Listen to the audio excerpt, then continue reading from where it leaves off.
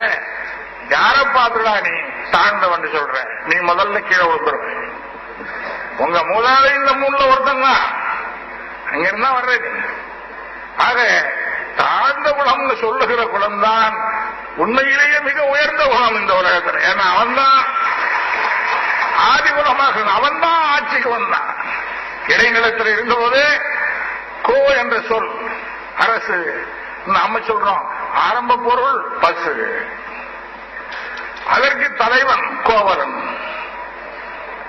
அதற்கு தலைவனே கோபாலன் கோவலன் அழைத்தான். அதுக்கு பிறகு கோனை அழைத்தான். அப்புறம் கோன் சொன்னான்.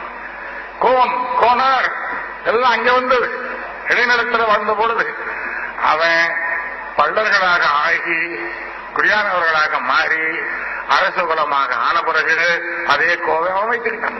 கோ அரசன் சொல்ல அவங்கெல்லாம் நாடகங்களை உருவாக்கினவர்கள். எதுக்கும் ப்ரூஃபே தேவையில்லை. ஏன்னா நகரம் என்பதிலிருந்த நாகரிகம் வந்தது.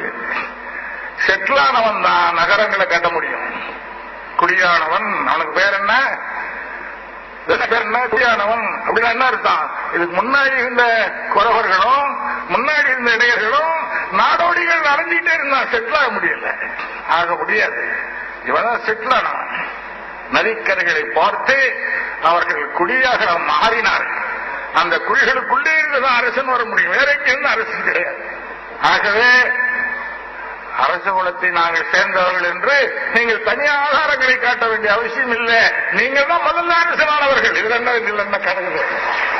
முதல்ல அரசனானது பல்லர் இனத்தை சார்ந்தவர்கள் தான். அவங்க தான் நாடு நகரத்தை கட்டினார்.